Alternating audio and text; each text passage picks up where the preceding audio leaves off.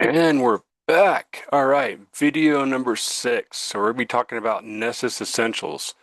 Nessus Essentials is actually a free version. There are some options here that you can upgrade to or upgrade with. So as we can see on the figures here, we have quite a few items to look at. So it looks like vulnerability information from a Nessus scan. So looking at this image here, looks like they did a basic net scan. Okay. And a basic net scan.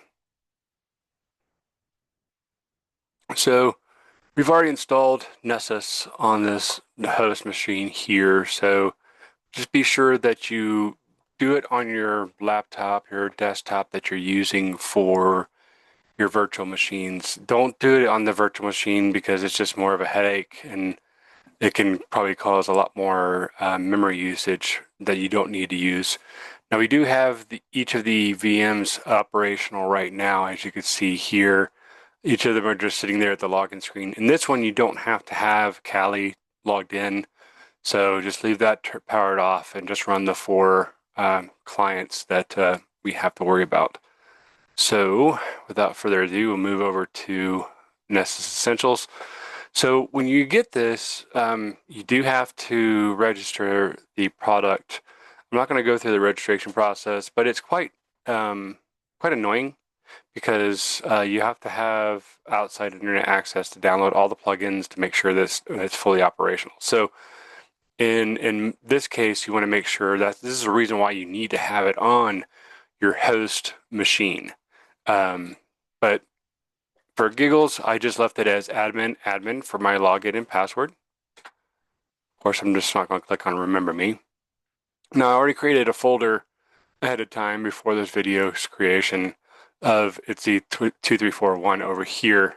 Now, there is an option here, so it's pretty neat. So when you click on new scan, in most cases, what will happen is once you've installed it, it will do a host discovery to see what you have. In this case, what we're going to do is do a host discovery first, and then we're going to go straight to a basic network scan based on what was identified here. As you can see, basic net scan. So without further ado, go ahead and pull this. Okay, so we'll name it basic net scan. Easy, right?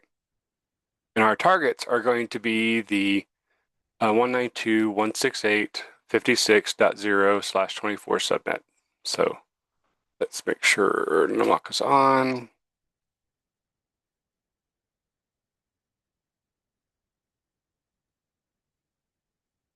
All right. Now you can also set up a schedule. If you want to do a schedule, there's notifications. It can email you once everything is complete to let you know. That way you can just ignore it, start it, ignore it, and come back to it later. So let me go ahead and get this saved. Okay, now we have the basic net scan on here. We'll go ahead and launch that scan.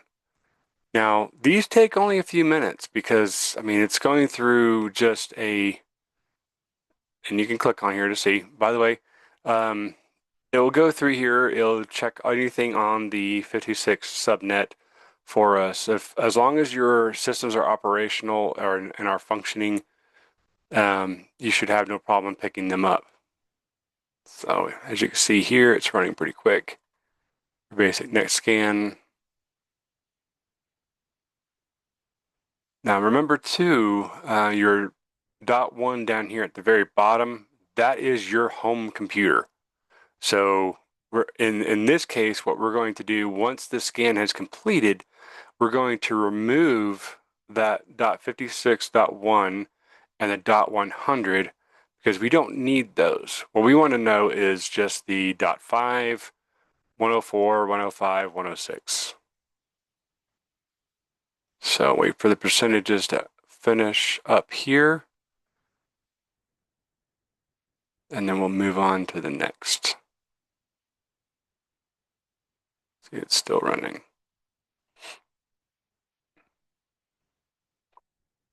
Now, one of the best parts about having a vulnerability scanner in your environment is you're not going to find all the vulnerabilities just hands-on. You're not going to go through, I mean, if you did the Server Plus stuff with me and you went through and implemented a security technical implementation guide or STIG in your environment, it won't pick up that information unless you've already done it for your home computer. If you haven't done that already, yeah, definitely I would go ahead and do that prior to this so that you can make sure that you're not causing any disruption to your own network, just in case you erroneously leave that dot one open. So we're going to click on these guys here, and actually we're not going to click on them. We're going to unclick them and then click the delete over here to the right. So we'll remove them from the list. Okay. And that way we're identifying and focusing on these alone. All right, so we did the host discovery. Looks like they had a couple of vulnerabilities. That's it, and it shows a history. So when we go back to ITSY over here, you'll see that the scan has completed. Now, based on what we see here, we did a basic net scan, but we also did, we're also going to move into looking at some more type scans here. Oh, we did the host discovery. Now we're going to go to the basic net scan. That's what we're going to do. Oh, hold on. Wait a minute. Oh, we did a basic net scan. Host discovery. I should have done that right. Hey, I'm doing this on the fly. Forgive me. So yeah. All right. So we can configure it. We'll call this the ITSY host discovery. There we go. And we can go back to here. There we go. That makes more sense.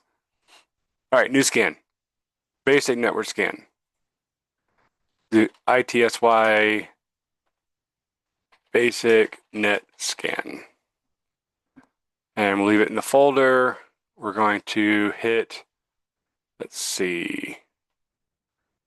We'll just actually, instead of doing the entire subnet, just so we don't get our host systems, we're going to do the 192.168.56.5, comma, and then 192.168.56.104 to 106. Is that how it showed before? Oh no, you have to actually have the whole subnet. There you go. 192.168.56.106.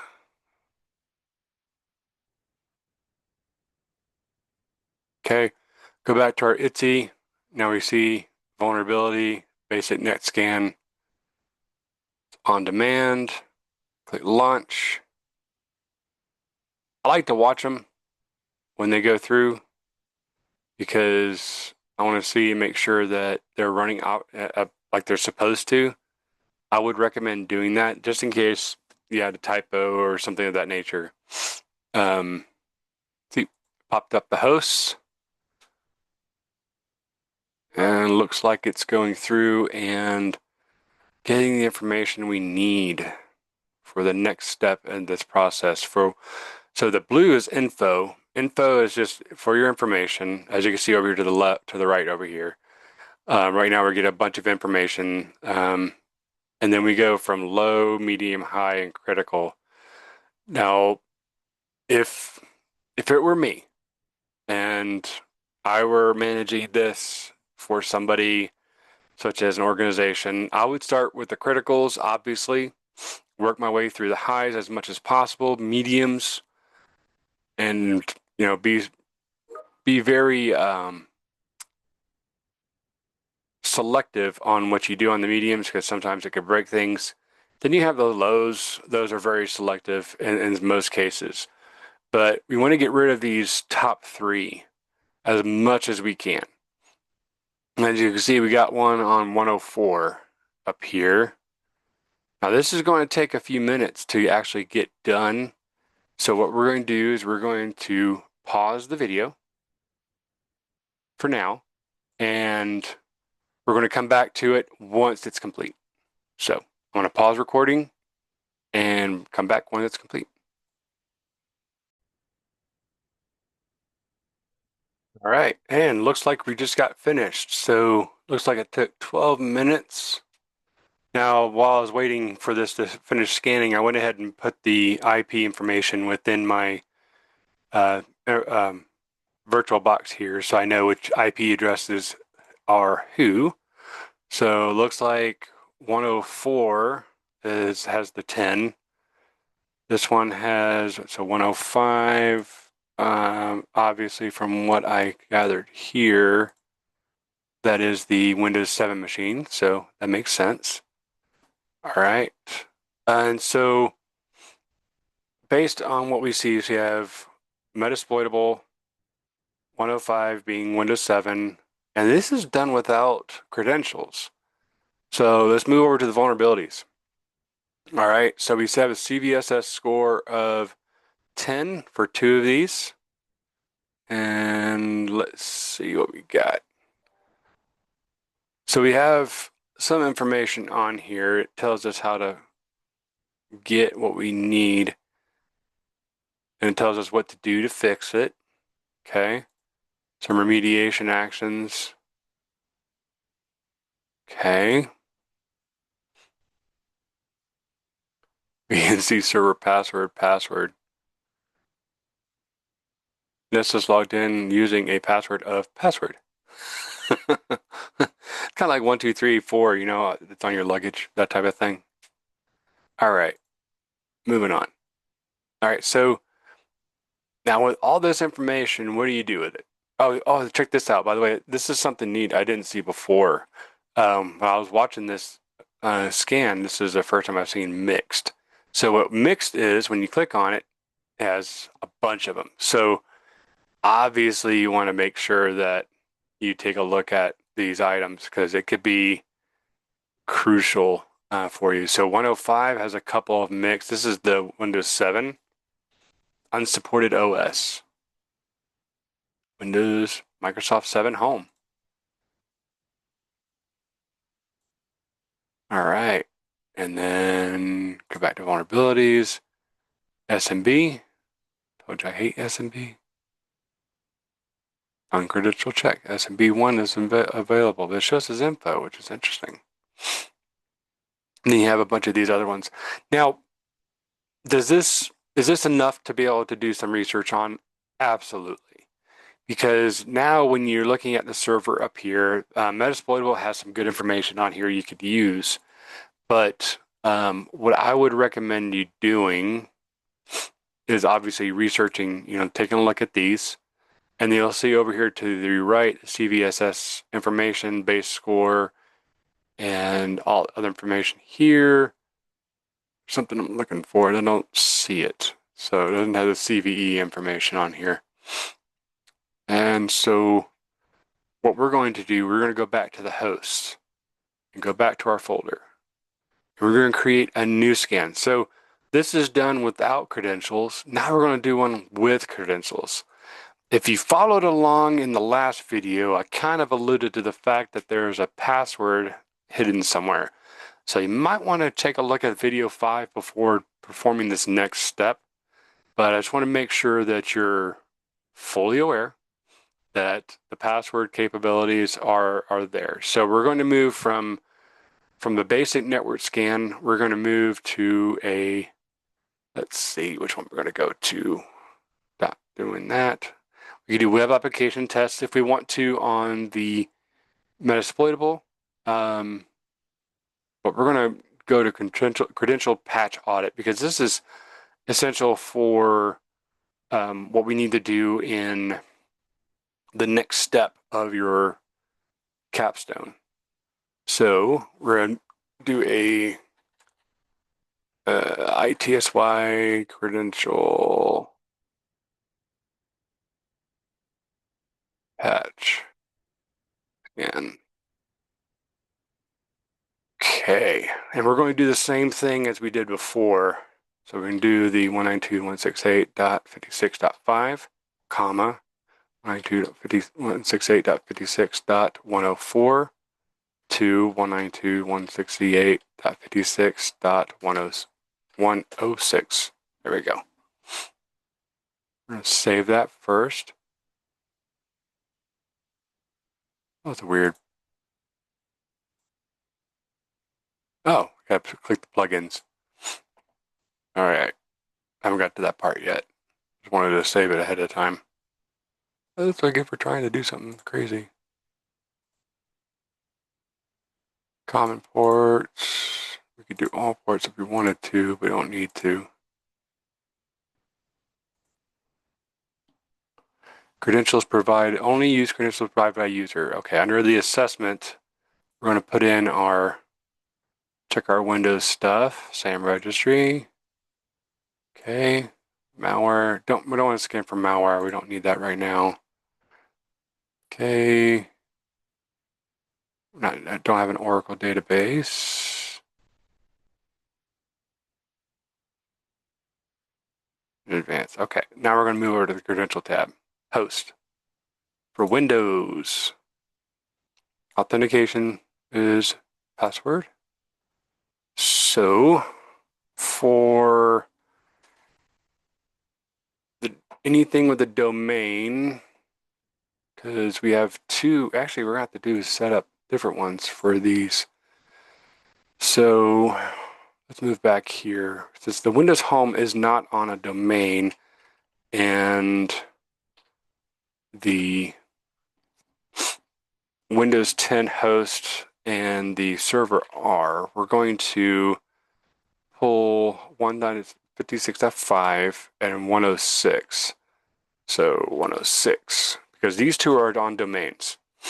And the reason why you have to do it separately is because of that fact. So we got the patch here. Okay, we got a username. If we recall from doing some digging around from video 5, you could use that password information anywhere the rest of the lab, except for maybe the lab user account. I think the lab user account was kind of meant to trick you, but not really. It was just a leftover I wanted to use for these scenarios. So for what we're going to do here is foghorn.leghorn. And I'm not going to explain why, because you have to figure that out for yourself. Then the domain is Acme. Okay. And we're setting credentials in the clear. All right. So this is a Windows machine. So we're going to pull only over the Windows items here. So all the ones that are down here.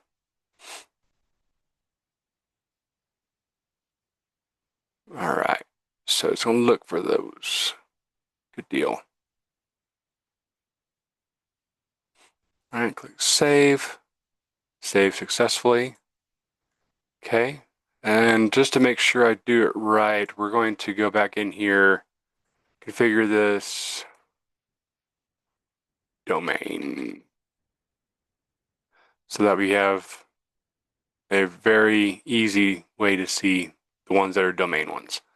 Okay, and we're also going to create a new scan, another one, credential patch audit. And we're going to do the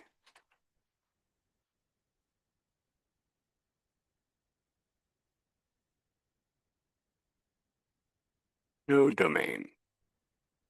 For this one, it's going to be the other Windows machine. And that is based on what we showed here for Windows 7 is .105. So we just want to do that.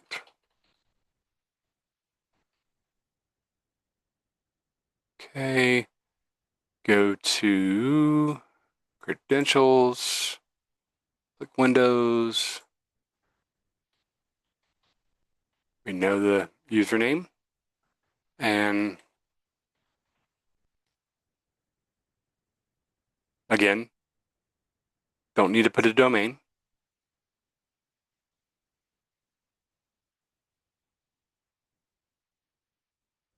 Okay, save successfully.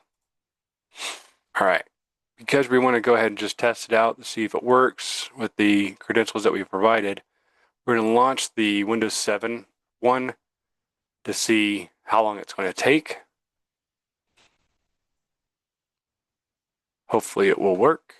If it works, then great. If not, then we have to reconfigure it a little bit. So let's just see if it works.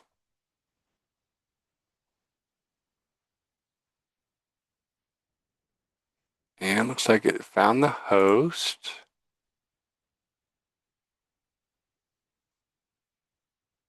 Okay, good deal.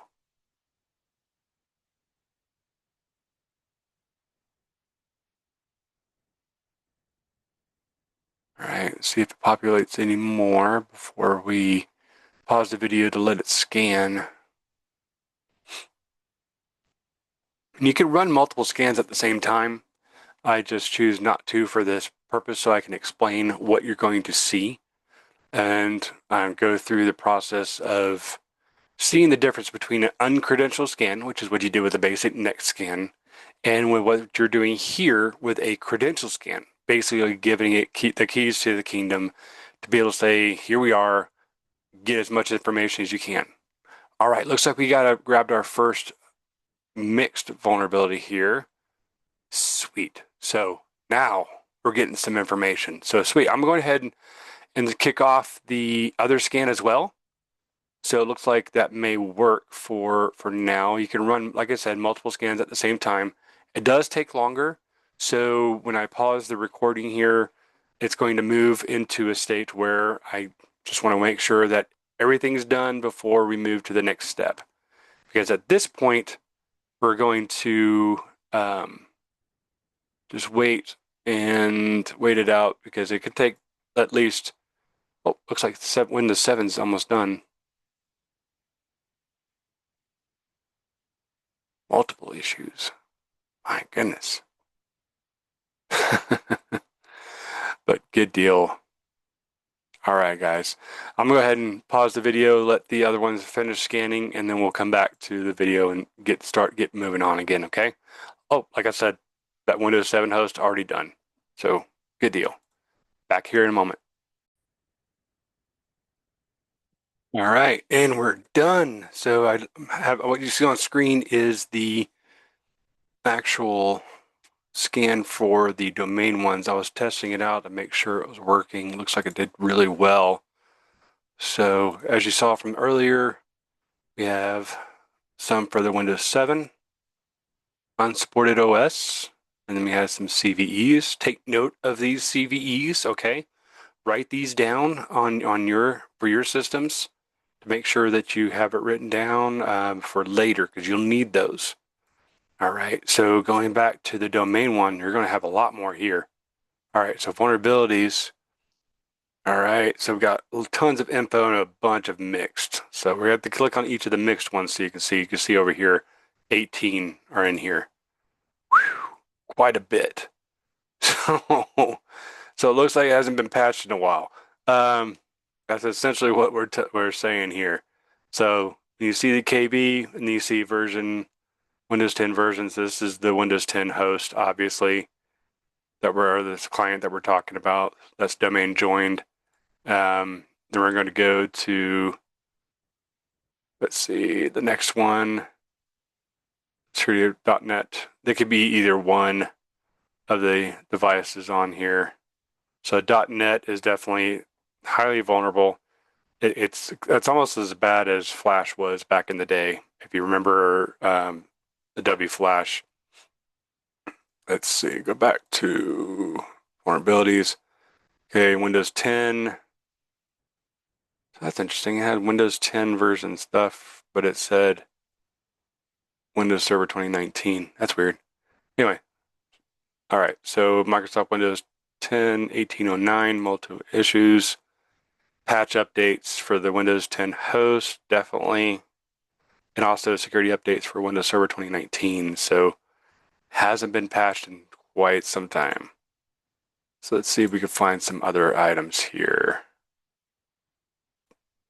So when you click on them, it gives you some good information here. So this is telling me that the antivirus definitions for what's on the devices are out of date. Let's see. So the current version that's on there is 1.273. You can see the huge difference. 305, 1053.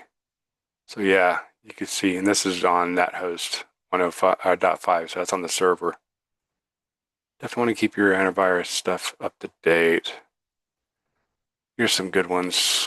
Security update, security update. Oh, here's another CVE. Definitely want to grab this one, elevation and privilege. Because when you go to the Metasploitable portion of your capstone, you're going to be wanting to enumerate these, especially since they're over 5 years old. All right. Defender antivirus, signature definition check. Again, old. Okay. Hacks curl. Another CVE. Make note of that. Now, again, when I say make note of that, don't write down what I wrote or I'm showing you on screen because you have to pull it up from yours. And when you're done, you're going to have a report. See over here to the right, a report, and then create a report for you to be able to attach with your capstone course. It's part of the process to make sure that we disclose any vulnerabilities that we find as a pen tester. So I'm not sure if I clicked on this guy or not. Oh, got some high ones. Oh, it's just, oh, here's another CV from 2013. My goodness.